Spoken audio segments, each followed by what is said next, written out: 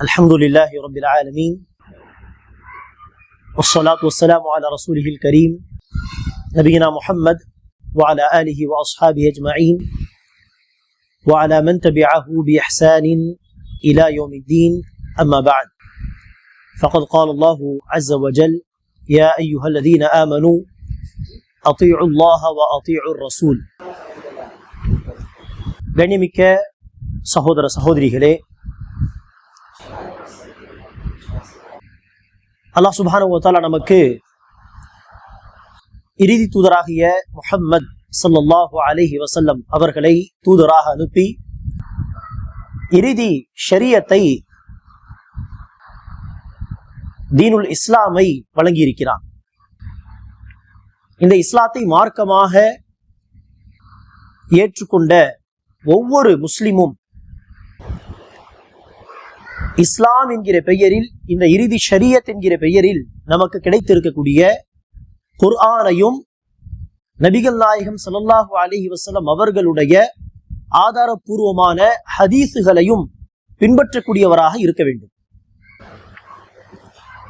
இந்த இரண்டு தான் இஸ்லாத்தின் மூலாதாரங்கள்.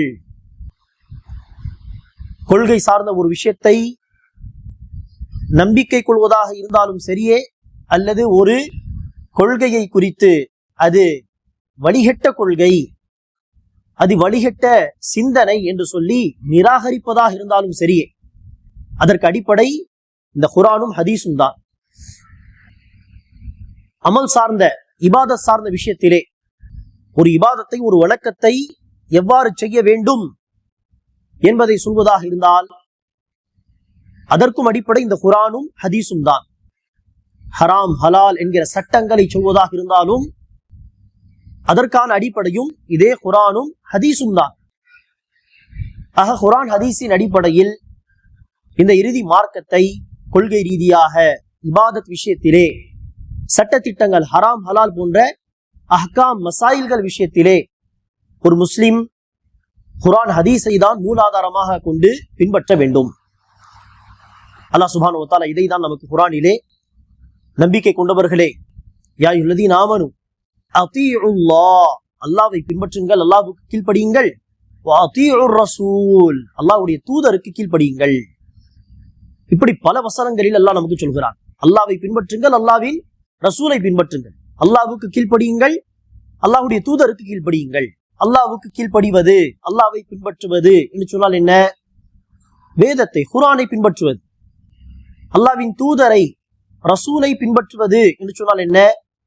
நபி வழி ஆகிய ஹதீஸை, சுன்னாவை, ஆதாரபூர்வமான வழியில் நமக்கு கிடைத்த நபி ஸல்லல்லாஹு அலைஹி வஸல்லம் அவர்களுடைய சொல், செயல், அங்கீகாரத்தை பின்பற்றுவதுதான் ஹதீஸை பின்பற்றுவது, ரசூலை பின்பற்றுவது. ஆக இந்த இரண்டு தான் இஸ்லாத்தின் மூலாதாரங்கள். நபிகள் நாயகம் ஸல்லல்லாஹு அலைஹி வஸல்லம் அவர்கள் தன்னுடைய வஃபாத்துக்கு 3 மாதங்கள் முன்பு ஹஜ் செய்த பொழுது அரஃபா மைதானத்தில் நிகழ்த்திய உரையில் நபிகள் நாயகம் சொன்னார்கள், நான் உங்களுக்கு மத்தியில் குர்ஆனையும், அல்லாஹ்வின் வேதத்தையும், என்னுடைய வழிமுறையையும் சுன்னாவையும் விட்டு செல்கிறேன். மா இனி அத்தஸம்தும் பிஹி லன் தضلوا بعدي, நான் விட்டு செல்லும் இந்த வேதத்தையும் என்னுடைய வழிமுறையையும் சுன்னாவையும் நீங்கள் பற்றி பிடித்துக் கொள்ளும் காலமெல்லாம் நீங்கள் வழி தவற மாட்டீர்கள். நான் போன பிறகு நீங்கள் குர்ஆனையும் ஹதீஸையும் பற்றி பிடித்துக் கொண்டால் வழிகேட்டில் போக மாட்டீர்கள் என்று நபி ஸல்லல்லாஹு அலைஹி வஸல்லம் அவர்கள் சொன்னார்கள். ஆக அன்பானவர்களே, ஒவ்வொரு முஸ்லிமும் ஒரு விஷயத்தை நம்பிக்கை கொள்வதாக இருந்தாலும் சரி, அல்லது ஒரு விஷயத்தை இது வழிகேடு, இது தப்பான கொள்கை, இது ஷிர்கு, இது குஃப்ர் என்று சொல்லி நிராகரிப்பதாக இருந்தாலும் சரி, இபாதத்துடைய வழிமுறையை அமைத்துக் கொள்வதாக இருந்தாலும் சரி, ஹராம் ஹலால் சட்டங்கள் சொல்வதாக இருந்தாலும் சரி, அத்தனை விஷயங்களிலும், கொள்கையிலும், அமலிலும், இபாதத்திலும் குர்ஆனை, ஹதீஸை அடிப்படையாக கொள்ள வேண்டும்.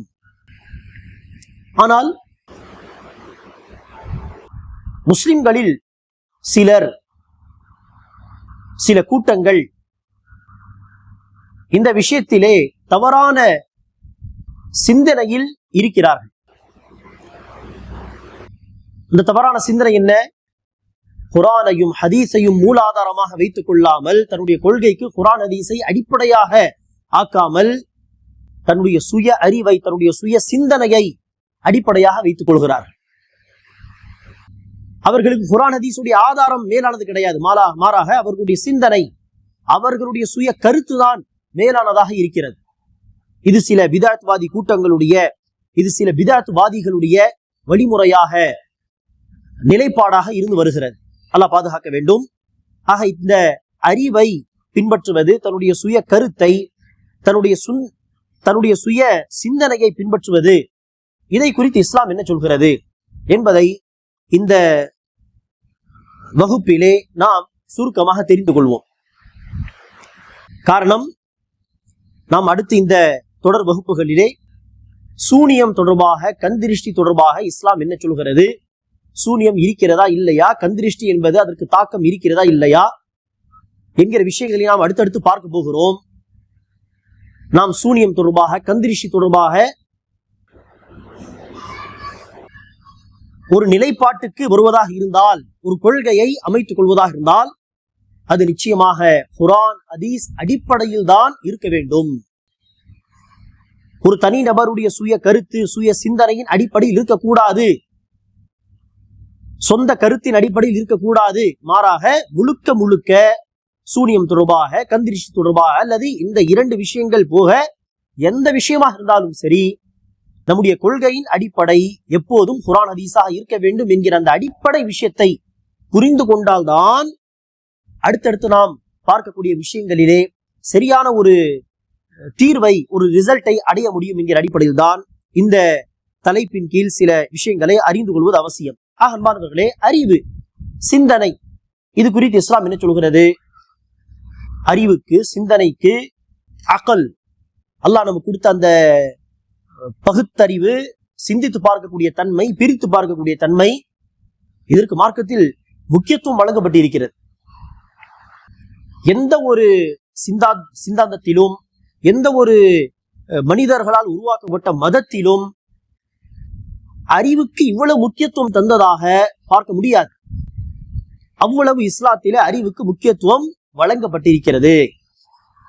உதாரணத்திற்கு பாருங்கள், அல்லாஹ் சுப்ஹானஹு வ தஆலா குர்ஆனிலே பல இடங்களிலே, பல வசனங்களில் என்ன செய்கிறான்? நல்லுபதேசம் செய்யும் பொழுது, வசனத்தை முடிக்கும் பொழுது, லஅல்லகும் தஅகிலூன், லஅல்லஹும் யஅகிலூன், அவர்கள் புரிந்து கொள்ளும் பொருட்டு, அவர்கள் அறிவு பெறும் பொருட்டு அல்லாஹ் அவர்களுக்கு இந்த உபதேசத்தை சொல்கிறான். அதாவது என்ன அர்த்தம்? இந்த சிந்தனை, இந்த உபதேசத்திலே அவர்கள் சிந்தித்து பார்க்க வேண்டும். அஃபலா யன்துரூன், அவர்கள் சிந்தித்து பார்க்க மாட்டார்களா? அஃபலா யததப்பரூன், அவர்கள் சிந்தித்து பார்க்க மாட்டார்களா? லிகௌமி யதஃபக்கரூன், சிந்தித்து பார்க்கக்கூடிய மக்களுக்காக அல்லாஹ் இந்த விஷயங்களை சொல்கிறான்.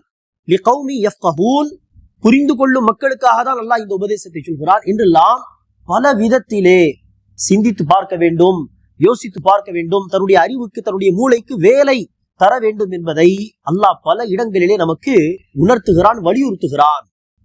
ஆகவே மார்க்கத்தில் அறிவுக்கு முக்கியத்துவம் உண்டு, அதை மறுக்கவே முடியாது.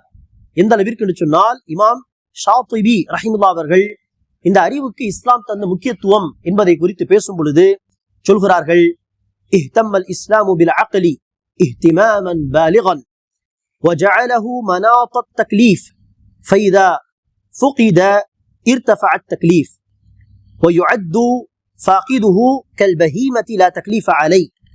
இமாம் ஷாத்திபி ரஹிமஹுல்லாஹ் அவர்கள் சொல்கிறார்கள், இஸ்லாம் அறிவுக்கு எவ்வளவு முக்கியத்துவம் தருகிறது என்று சொன்னால், மார்க்க சட்டத்திட்டங்கள் இருக்கின்றதே, ஹராம், ஹலால், வாஜிப் என்கிற அந்த சட்டங்கள், அந்த சட்டங்களை அல்லாஹ் யார் மீது பொறுப்பாக சாட்டுகிறான் என்று சொன்னால், யாருக்கு அறிவு இருக்கிறதோ, புத்தி இருக்கிறதோ, யாருக்கு புத்தி இருக்கிறதோ, அறிவு இருக்கிறதோ, புத்தி சுவாதீனம் உள்ளவர்கள், அவர்கள் மீதுதான் இந்த ஹராம், ஹலால், வாஜிப், மக்ரூ, முஸ்தாப் என்கிற சட்டங்கள் சாட்டப்படுகிறது. யாருக்கு அறிவு இல்லையோ, யாருக்கு அறிவு இல்லாமல், புத்தி இல்லாமல் பைத்தியம் பிடித்தவர்களாக இருக்கிறார்களோ, அவர்களுக்கு என்ன கிடையாது? ஹராம், ஹலால், வாஜிப் என்கிற சட்டங்கள் எல்லாம் கிடையாது. அவர்கள் இந்த ஹராம், ஹலால் சட்டத்துக்கு மாற்றமாக நடந்து கொண்டால் அவர்களுக்கு கேள்வி கணக்கு கிடையாது. ருஃபிஅல் கலமு அன் ஸலாஸ், ரசூல் சொல்லிவிட்டார்கள், அல்லாஹ் பேனாவை உயர்த்தி விட்டான். யாருக்கு அறிவில்லையோ, யாருக்கு புத்தி இல்லையோ, சிந்திக்கக்கூடிய தன்மை இல்லையோ, அவர்களை குறித்து அல்லாஹ் பேனாவை உயர்த்தி விட்டான். என்ன அர்த்தம்? அவர்கள் ஹராமான ஒரு காரியத்தை செய்தாலும் இவன் ஹராமை செய்தான் என்றெல்லாம் தீமை எழுதப்படாது. ஆக இந்த வாஜிப், ஹராம், ஹலால் என்கிற சட்டங்கள் யார் மீது பொறுப்பாக சாட்டப்படுகிறது என்று கேட்டால், யாருக்கு புத்தி இருக்கிறதோ, அறிவு இருக்கிறதோ. அறிவுக்கு எவ்வளவு முக்கியத்துவம் பாருங்கள். அறிவு இருந்தால்தான் ஷரியத்துடைய சட்டங்கள், ஷரியத்தை பின்பற்றி நடக்கக்கூடிய பொறுப்பு. அறிவு இல்லை என்று சொன்னால், எப்படி விலங்குகளுக்கு கேள்வி கணக்கு இல்லையோ, விலங்குகளுக்கு அந்த ஹராம் ஹலால் சட்டங்களுடைய பொறுப்பு இல்லையோ, அதுபோன்று அறிவு இல்லாதவர்கள், புத்தி இல்லாதவர்களுக்கு அந்த பொறுப்பு கிடையாது. இது அறிவுக்கு இஸ்லாம் தரக்கூடிய முக்கியத்துவம் தானே. இந்த அறிவுக்கு இஸ்லாம் தந்த முக்கியத்துவம் என்று பார்க்கும் பொழுது இன்னொரு தகவல், இன்னொரு விஷயம், அறிஞர் பெருமக்கள் சொல்வார்கள், அல்லாஹ் சுப்ஹானஹு வ தஆலா இந்த ஷரியத்தில் நமக்கு சொல்லி இருக்கக்கூடிய சட்டத்திட்டங்கள், வாஜிப், ஹராம், ஹலால் என்கிற சட்டங்கள் எல்லாமே அடிப்படையில் பார்க்கும் பொழுது 5 விஷயங்களை பாதுகாப்பதற்காக, 5 விஷயங்களை பாதுகாக்கும் நோக்கில்தான் சொல்லப்பட்டுள்ளன என்பதாக உசூலுல் ஃபிக்ஹ் என்கிற ஒரு துறை, அந்த துறை சார்ந்த அறிஞர்கள் சுட்டிக்காட்டுவார்கள். 5 விஷயங்களை பாதுகாப்பதுதான் இந்த ஷரியத்துடைய, மார்க்கத்துடைய நோக்கம். அந்த 5 விஷயங்கள் என்ன? மனிதனுடைய தீன், மார்க்கம் பாதுகாக்கப்பட வேண்டும், ஹிஃப்து தீன். இரண்டாவது ஹிஃப்து நஃப்ஸ், மனிதனுடைய உயிர் பாதுகாக்கப்பட வேண்டும். மூன்றாவது ஹிஃப்துல் இர்த், ஹிஃப்துல் நஸப், மனிதனுடைய மானம், மரியாதை, மனிதனுடைய வம்சாவளி பாதுகாக்கப்பட வேண்டும். நான்காவது ஹிஃப்து அல் அக்ல், அறிவு பாதுகாக்கப்பட வேண்டும். ஐந்தாவதாக ஹிஃப்துல் மால், பொருளாதாரம் பாதுகாக்கப்பட வேண்டும். மார்க்கத்தின் எந்த சட்டத்தை, எந்த ஷரியத்துடைய சட்டத்தை நீங்கள் எடுத்துக்கொண்டாலும், வாஜிப், ஹராம், ஹலால் சட்டங்கள், அதில் இந்த 5 ஏதாவது ஒரு காரணம் நிச்சயமாக இருக்கும். ஷிர்க் செய்யக்கூடாது. ஏன்? மனிதனுடைய மார்க்கம் பாதிக்கும். மனிதனுடைய மார்க்கம் பாதிப்படையாமல் பாதுகாக்கப்பட வேண்டும் என்று சொன்னால் ஓர் அல்லாஹ்வை வணங்க வேண்டும், ஷிர்க் செய்யக்கூடாது. எல்லா சட்டங்களும் சொல்ல போனால் மார்க்கத்தின் பாதுகாப்பு, அடிப்படை நோக்கம் அது, மார்க்கத்தின் பாதுகாப்பு. உயிரை பாதுகாப்பதற்காக தான் என்ன சட்டம்? ஒரு உயிரை அநியாயமாக கொலை செய்வது மிகப்பெரிய பாவம், அது ஹராம். பாதையில் கிடக்கும் நோவினை தரும் பொருளை அகற்றுவது, இதெல்லாம் இதற்கு, உயிர் பாதுகாக்கப்படுவதற்காக தான் இந்த சட்டத்திட்டங்கள். ஒருவன் அநியாயமாக ஒருவனை கொலை செய்து விட்டால் கிசாஸ் என்கிற அடிப்படையில் கொலை செய்தவனை கொல்ல வேண்டும். ஏன்? அவன் அடுத்து கொலைகள் செய்யக்கூடாது என்பதற்காக. அவனை பார்த்து பயந்து கொலை செய்ய விரும்பும் மக்களும் கொலை செய்வதை தவிர்த்து கொள்ள வேண்டும் என்பதற்காக தண்டனைகளை கடுமையாக்க வேண்டும். உயிர்கள் பாதுகாக்கப்படுவதற்காக தான் இந்த சட்டங்கள்.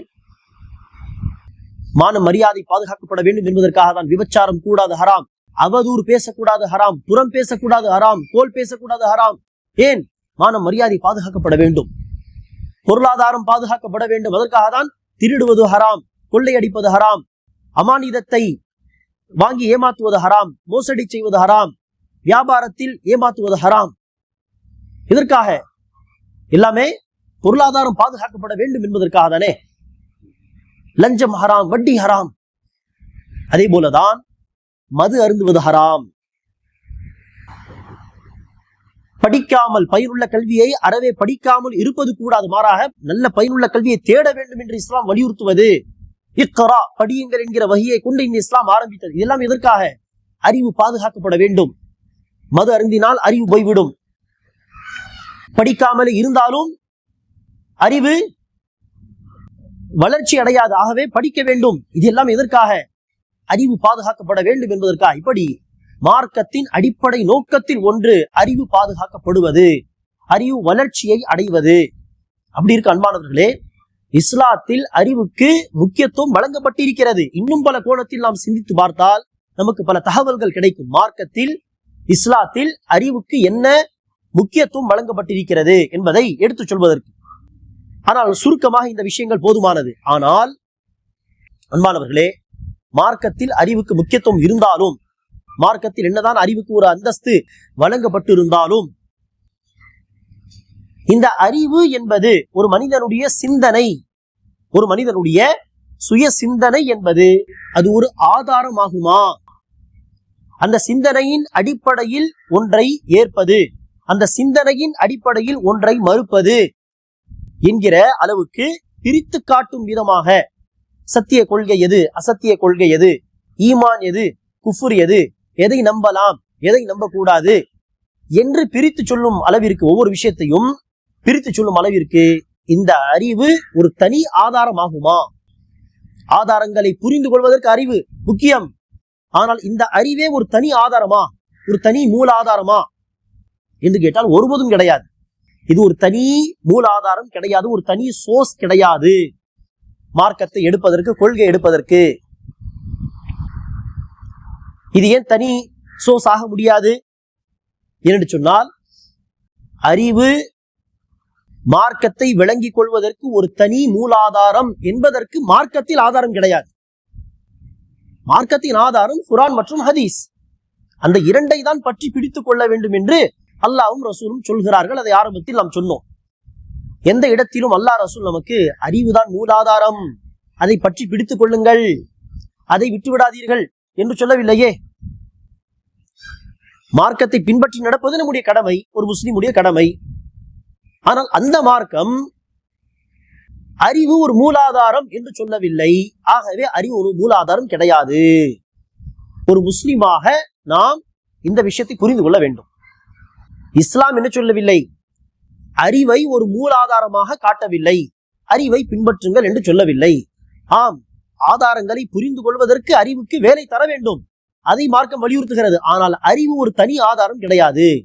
காரணம், அறிவு ஒரு தனி ஆதாரம் என்று சொல்வதற்கு மார்க்கத்தில் ஆதாரம் இல்லை. தலீலுன் ஷர்ஈ, ஷரியத்துடைய ஆதாரம் இதற்கு இல்லை. சரி, இரண்டாவது ஒரு காரணம் என்ன? இந்த அறிவை வைத்தே சிந்தித்து பார்த்தால், அல்லாஹ் நமக்கு கொடுத்த அறிவை வைத்தே சிந்தித்து பார்த்தால், சொல்ல போனால் அறிவை ஒரு தனி ஆதாரம் என்று சொல்ல இயலாது என்கிற ஒரு ரிசல்ட்டுக்கு வரலாம். அது எப்படி வரலாம் என்று சொன்னால், அன்பானவர்களே, அறிவு என்பது என்ன? அது ஸ்டேபிளான ஒரு ஸ்டாண்டர்டான விஷயம். அது சொல்லுங்கள், குர்ஆன் ஹதீஸ் ஒரு ஆதாரம் என்று சொன்னால் அது ஸ்டாண்டர்டான விஷயம். குர்ஆனில் இத்தனை வசனங்கள் உண்டு, அதில் தெளிவான வசனங்கள், ஹதீஸுகள் உண்டு, ஆதாரபூர்வமான ஹதீஸுகள், இதை தான் பின்பற்ற வேண்டும் என்று சொன்னால் அது ஸ்டாண்டர்டான ஒரு விஷயம். அந்த இரண்டையும் சரியாக புரிந்து கொள்வதற்கு அளவுகோல், அந்த இரண்டையும் நபிகள் நாயகம் ஸல்லல்லாஹு அலைஹி வஸல்லம் அவர்களிடத்தில் நேரடியாக படித்து புரிந்து கொண்ட அந்த சஹாபாக்கள் உடைய நிலைப்பாடு, அவர்களுடைய புரிதல், அதை அளவுகோலாக வைத்து நாம் குர்ஆன் ஹதீஸை அணுகினால், குர்ஆன் ஹதீஸ் என்பது ஒரு ஸ்டாண்டர்டான விஷயம், ஸ்டேபிளான ஒரு விஷயம், உறுதியான ஆதாரங்கள். எங்கு போனாலும் குர்ஆன் ஹதீஸ் இதுதான், குர்ஆன் ஹதீஸுடைய கொள்கை இதுதான், எங்கு போனாலும் அதுதான், எந்த காலம் என்று இருந்தாலும் அதுதான்.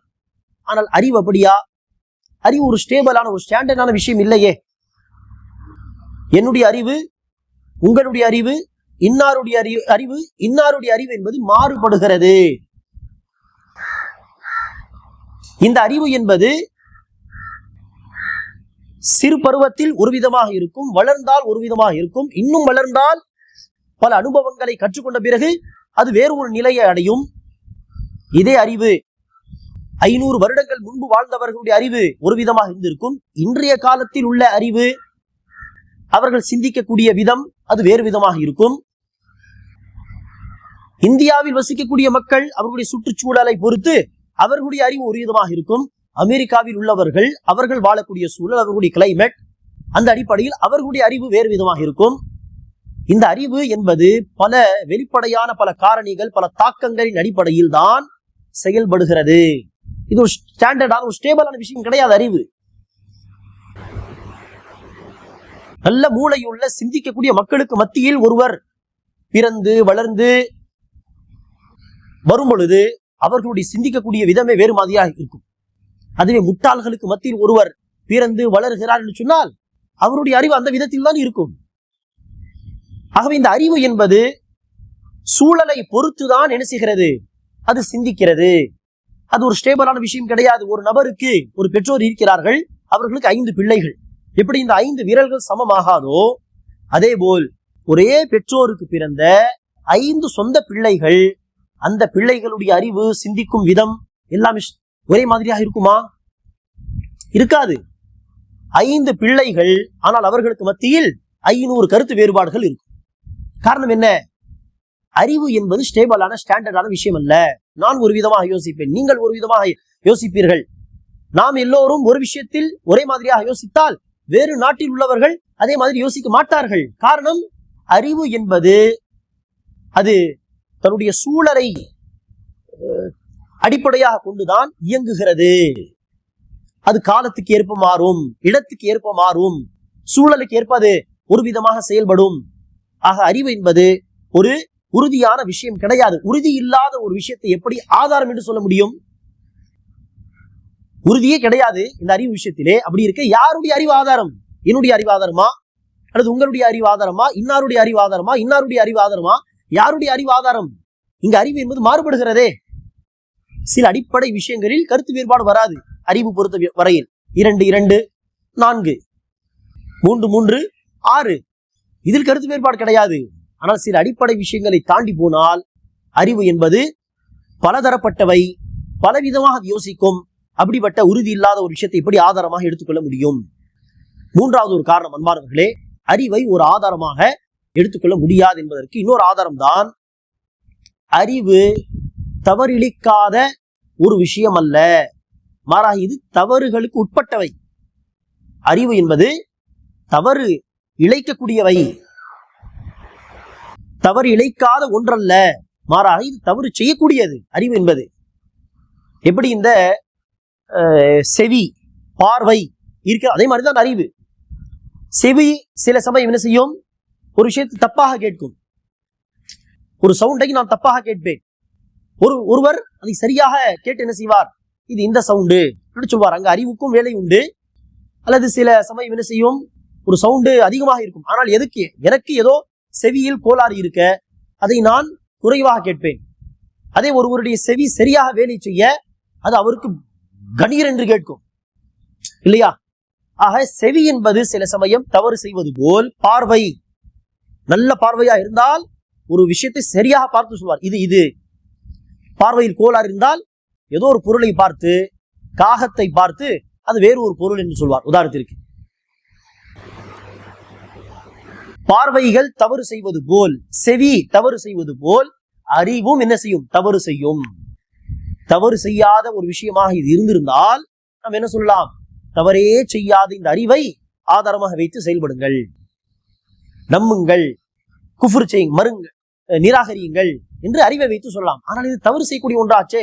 அப்படி இருக்க இதை எப்படி பின்பற்ற முடியும்? நாம் குர்ஆன் ஹதீஸை பின்பற்றுங்கள் என்று சொல்கிறோம். காரணம் என்ன? குர்ஆன் ஹதீஸில் தவறு வராது, குர்ஆன் ஹதீஸில் பிழை வராது, குர்ஆன் ஹதீஸில் வழிகேட்டு இருக்காது. குர்ஆன் ஹதீஸை பின்பற்றுங்கள். ஆனால் அறிவு என்பது தவறு இழைக்கக்கூடியது.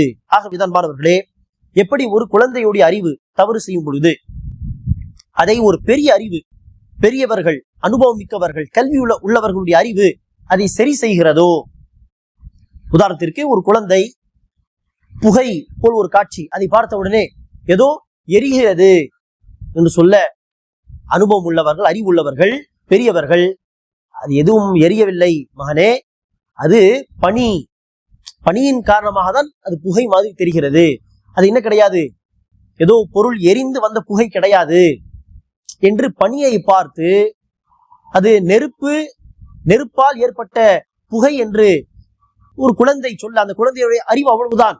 அது சொல்ல ஒரு பெரியவருடைய அறிவு அதை சரி செய்கிறதோ, அதே போல்தான் மாணவர்களே, அறிவை நாம் பயன்படுத்த வேண்டும். மார்க்கம் அதை வலியுறுத்துகிறது. ஆனால் அந்த அறிவுக்கு சில லிமிடேஷன்ஸ் உண்டு. அந்த அறிவு தவறாக கூட சிந்திக்கும், தவறாக கூட யோசிக்கும். தவறாக யோசிக்காமல் வரையறைக்குள், லிமிட்குள் இருந்து சரியாக யோசிப்பதற்கு தான் நம்முடைய அறிவுக்கு குர்ஆன் ஹதீஸ் உடைய கடிவாளம் தேவை. குர்ஆன் ஹதீஸ் உடைய கடிவாளத்தை கொண்டு, லிமிட்டில் இருந்து கொண்டு நாம் யோசிக்க வேண்டும். ஆகவே அல்டிமேட்லி என்னது?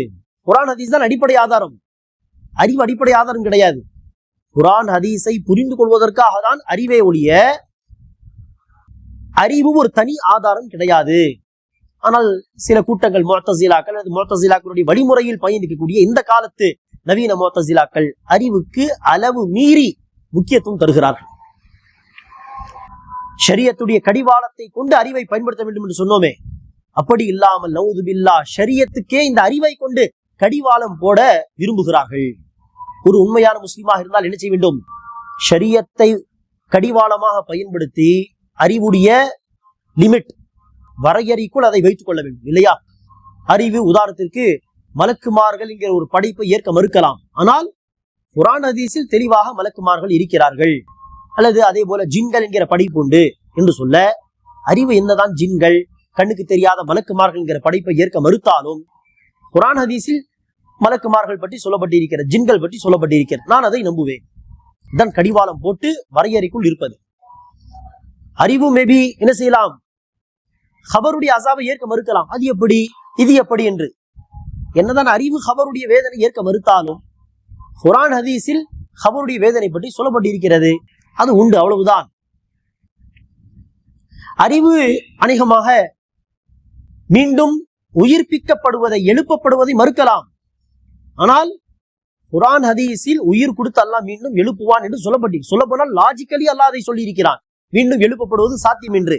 அப்படி இருக்க என்னுடைய அறிவு அதை ஏற்க மறுத்தால் அது என்னுடைய அறிவில் கோளாறு. அல்லாஹ் சொல்கிறான் அல்லாஹ் மீண்டும் எழுப்புவான், அது உண்டு. இதானே ஒரு முஸ்லிமுடைய வேலை. அறிவு ஒன்றை ஏற்க மறுத்தாலும் குர்ஆன் ஹதீஸில் அது உண்டு என்று சொல்லப்பட்டிருந்தால், உண்டு என்று சொல்வதுதான் அக்லுன் சலீம், பாதிப்பு அடையாத நல்ல அறிவுடைய வேலை. இதுதான் ஒரு முஸ்லிமுடைய அறிவு. அறிவு ஒன்றை ஏற்க மறுக்க குர்ஆன் ஹதீஸ் அதை இருக்கிறது என்று சொன்னால், இருக்கிறது என்று சொல்வதுதான் அக்லுன் சலீம் உடைய வேலை. அறிவு ஏற்க மறுக்க, என்னதான் குர்ஆன் ஹதீஸில் அது உண்டு என்று சொல்லப்பட்டிருந்தாலும் அதையும் நான் ஏற்க மாட்டேன், இது அப்படி அது அப்படி என்று வியாக்கியானங்கள் சொல்கிறார்கள், பல பித்தலாட்டங்களை காட்டுகிறார்கள் சொன்னால் அது அக்லின் சலீம், பாதுகாப்பான அக்கல், பாதுகாப்பான அறிவுடைய வேலை அல்ல, அது வழிகட்டு போன அறிவுடைய வேலை என்பதை நாம் விளங்கிக் கொள்ள வேண்டும். ஆகவே என்பார்களே, எப்படி சிறியவர்கள் சின்ன குழந்தைகளுடைய அறிவு தவறாக வேலை செய்யும் பொழுது பெரியவர்கள் அதை சரி செய்வார்களோ, அதே போல்தான் நம் அத்தனை பேருடைய அறிவு தப்பாக இயங்காமல் இருக்க ஷரியத்துடைய வழிகாட்டுதல், ஷரியத்துடைய கடிவாளம் நமக்கு தேவை. அந்த ஷரியத்துடைய வரையறைக்குள் இருந்து கொண்டுதான் இந்த அறிவை நாம் பயன்படுத்தி சிந்திக்க வேண்டும். அந்த அடிப்படையில் தான் அன்பானவர்களே, இந்த சூனியம், கண் திருஷ்டி தொடர்பான விஷயங்களை, அது தொடர்பான சில விஷயங்களை நம்முடைய அறிவு ஏற்க மறுத்தால், உதாரணத்திற்கு குர்ஆனிலும் ஆதாரபூர்வமான ஹதீஸிலும் அது உண்டு என்று சொல்லப்பட்டால், ஒரு முஸ்லிமுடைய பொறுப்பு என்ன? அறிவை கொண்டு அதை மறுப்பதா, அல்லது குர்ஆன் ஹதீஸில் உண்டு என்று தானே சொல்லப்பட்டிருக்கிறது என்று சொல்லி அதை நம்புவதா? இதைதான் நாம் தெளிவாக புரிந்து கொள்ள வேண்டும். இறுதியாக ஒரே ஒரு விஷயம், நபிகள் நாயகம் ஸல்லல்லாஹு அலைஹி வஸல்லம் அவர்கள் ஒரு முறை ஒரு சபையிலே, சென்ற சமூகத்தில் ஒரு விவசாயியிடம் அந்த விவசாயியுடைய பசுமாடு பேசியதாக ஒரு தகவலை ரசூல் அவர்கள் சொன்னார். ஒரு விவசாயி பசுமாடு மீது ஏறி உட்கார்கிறார். அதற்கு அந்த பசுமாடு, இதற்காக வேண்டி நாங்கள் படைக்கப்படவில்லை, விவசாயத்துக்காக தான் அல்லாஹ் நம்மை படைத்திருக்கிறான் என்று அந்த பசுமாடு பேசியதாக ரசூல் அவர்கள் சொன்னார்கள். அதற்கு சஹாபாக்கள், பக்ரத்துன் ததகல்லம் யா ரசூலல்லாஹ், அல்லாஹ்வின் தூதரே பசுமாடு பேசுகிறதா என்று கேட்க நபி ஸல்லல்லாஹு அலைஹி வஸல்லம் அவர்கள் சொன்னார்கள், இதை நான் நம்புகிறேன், இதை அபூபக்கர் நம்புவார், இதை உமர் பின் கத்தாப் நம்புவார் என்று சொன்னார்கள். அந்த நேரத்தில் சபையில் அபூபக்கர், உமர் இருந்திருக்கவில்லை. ஆகவே பாருங்கள், நபி ஸல்லல்லாஹு அலைஹி வஸல்லம் அவர்கள் என்ன ஒரு நிலைப்பாட்டை சஹாபாக்கு தருகிறார்கள். பசுமாடு பேசுவதை உங்களுடைய அறிவு ஏற்க மறுத்தாலும் பேசியது உண்மைதான். காரணம், ஜிப்ரீல் தான் எனக்கு சொன்னார், நான் அதை நம்புகிறேன். அந்த செய்தி எனக்கு சொன்னது யார்? ஜிப்ரீல். இந்த செய்தி நான் சபையில் சொன்னால் அபூபக்கர், உமர் இதை நம்புவார். அங்கு அறிவுக்கு வேலையே கிடையாது. அல்லாஹ் ரசூல் சொல்லிவிட்டார்கள் சொன்னால் அது உண்மை, அதுதான் சத்தியம். அறிவு அதை ஏற்றாலும் சரி, ஏற்க மறுத்தாலும் சரி, இதுதான் ஒரு மூமினுடைய நிலைப்பாடாக இருக்க வேண்டும். சொல்ல போனால் அக்லுன் சலீம், ஒரு நல்ல அறிவு. எப்படி இங்கு சிந்திக்க வேண்டும் என்று சொன்னால், ஒரு முஸ்லிமுடைய அறிவு, எனக்குள்ள அறிவுபடி அது சாத்தியம் கிடையாது, ஆனால் உண்மையில் பார்த்தால் அது என்னது? சாத்தியம்தான். சொல்ல போனால் பசுமாடு பேசாது என்பதுதான் அடிப்படையா அறிவு சொல்லக்கூடிய விஷயம். ஆனால் அல்லாஹ் நாடினால் பசுமாடு பேசுமா இல்லையா? பேசும். எந்த அல்லாஹ் லாஜிக்கலி யோசித்து பார்த்தாலே இது சாத்தியம் என்பதற்காக ஒரு காரணத்தை சொல்கிறேன். எந்த அல்லாஹ் கிளிக்கு பேசக்கூடிய தன்மையை வழங்கி இருக்கிறானோ, எந்த அல்லாஹ் மனிதனுக்கு பேசக்கூடிய தன்மை வழங்கி இருக்கிறானோ, அந்த அல்லாஹ்வால் பசுமாடுக்கு பேசக்கூடிய தன்மை விதிவிலக்காக சில பசுமாடுகளுக்கு பேசக்கூடிய தன்மை வழங்க முடியாதா? அறிவு லாஜிக்கலி யோசித்து பார்த்தாலும் இது சாத்தியம் தானே. அன்பானவர்களே, அக்குலுன் சலீம், அப்படிப்பட்ட ஒரு அறிவை நாம் அடைய வேண்டும். குர்ஆன் ஹதீஸுக்கு முரண்பாடாக யோசிப்பது நல்ல அறிவு கிடையாது. அது வழிகட்டு போன, வழி தவறி போன அறிவு. குர்ஆன் ஹதீஸுடைய வரையறைக்குள் இருந்து கொண்டு நாம் அறிவை பயன்படுத்த வேண்டும். இதுதான் ஒரு நல்ல முஸ்லிமுடைய அடையாளம். இன்ஷா அல்லாஹ் அடுத்தடுத்து வரக்கூடிய வகுப்புகளிலே குர்ஆன் ஹதீஸ் அடிப்படையில் நாம் சூனியம் தொடர்பாக, கந்திரிஷ்டி தொடர்பாக, இது தொடர்பான மற்ற பல விஷயங்களை படிப்படியாக நாம் தெரிந்து கொள்வோம். அத்தனை விஷயங்களையும் ஒரு நல்ல முஸ்லிமாக நாம் குர்ஆன் ஹதீஸை அடிப்படையாக கொண்டு எடுத்துக்கொள்ள வேண்டும். அதற்கு அளவுகோலாக நாம் சரியாக தான் குர்ஆன் ஹதீஸை புரிந்து கொள்கிறோமா என்பதற்கு ஒரு அளவுகோலாக சஹாபா பெருமக்களுடைய வழிகாட்டுதலை நாம் பார்க்க வேண்டும். அல்லாஹ் சுப்ஹானஹு வ தஆலா அனைவருக்கும் அந்த பாக்கியத்தை தருவானாக. ஆமீன். அஸ்ஸலாமு அலைக்கும் வரஹ்மத்துல்லாஹி வபரகாத்துஹு.